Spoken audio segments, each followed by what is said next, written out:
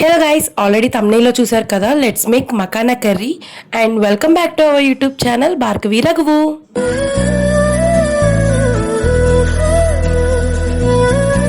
ఎంతో టేస్టీ అయిన makhana curry and healthy. So ఎలా చేసుకోవాలో చూసేయండి.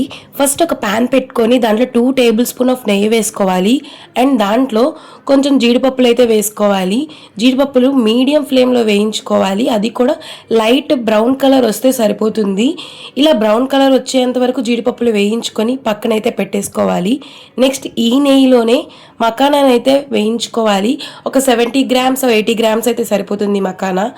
ఈ మకానాని లో ఫ్లేమ్లో పెట్టుకొని కొంచెం ఓపిక్గా వేయించుకోవాలి. అప్పుడే క్రిస్పీగా ఉంటాయి. నెక్స్ట్ ఒక ప్యాన్ తీసుకొని 2 టేబుల్ స్పూన్ ఆఫ్ ఆయిల్ వేసుకొని ఆనియన్స్ పెద్దగా కట్ చేసుకొని వేసుకోవాలి. దాంట్లో 2 లేదా 3 పచ్చిమిరపకాయలు కూడా కట్ చేసుకొని వేసుకోవాలి. ఉల్లిపాయ మెత్తబడిన తర్వాత ఎండు కొబ్బరి లేదా పచ్చి కొబ్బరి వేసుకోవాలి. ఎండు కొబ్బరి అయితే బెస్ట్. అండ్ నెక్స్ట్ అయితే దాంట్లోనే చెక్క కొన్ని మిరియాలు వేసుకొని మిక్స్ చేసుకోవాలి.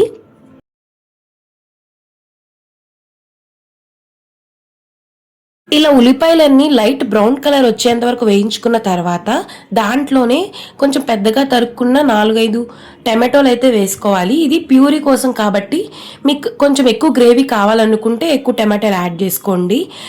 నేనైతే ఒక 4 టమాటోలు అయితే యాడ్ చేసుకున్నాను.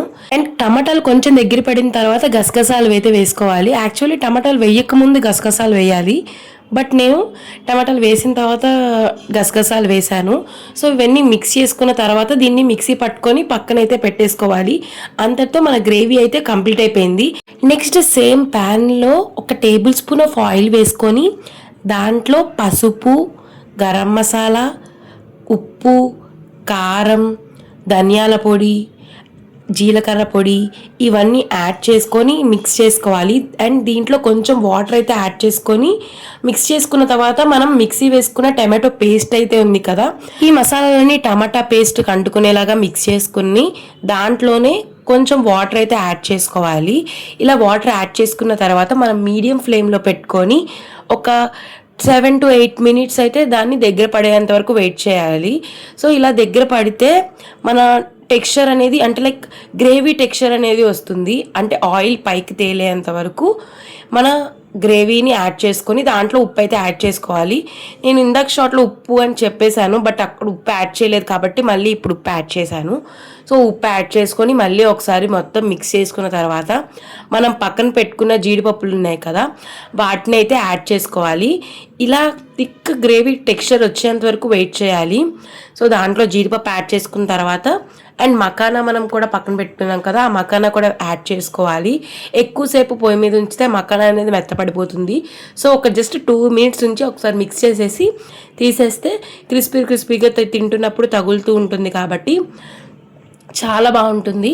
అండ్ మకానాని మిక్స్ చేసుకున్న తర్వాత దాంట్లోనే ఒక సైజ్ కొత్తిమీర యాడ్ చేసుకొని మిక్స్ చేసుకోండి. చాలా అంటే చాలా బాగుంటుంది. మకానా మనం వేయించుకొని ఉట్టిగా తింటే ఎంత హెల్దీనో ఇట్లా చేసుకున్నా కూడా అంతే హెల్దీ.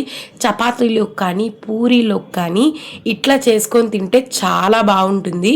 ఒక్కసారి మీరు ఎప్పుడైనా ట్రై చేయకపోతే ఇలా మకానా తీసుకొని ట్రై చేయండి. అండ్ కర్రీ అయితే రెడీ అయిపోయింది. ఇలా కొత్తిమీర జల్లుకొని లాస్ట్లో దింపేసుకుంటే మన మకానా కర్రీ అనేది రెడీ అయిపోతుంది. నేనైతే ఈ మకానా కర్రీని చపాతీలో తింటాను. పూరీలో కన్నా రైస్లో కన్నా బాగుంటుంది. రైస్లోకి అయితే ఇంకొంచెం ఉప్పు కారం అయితే ఎక్కువ యాడ్ చేసుకోవాలి.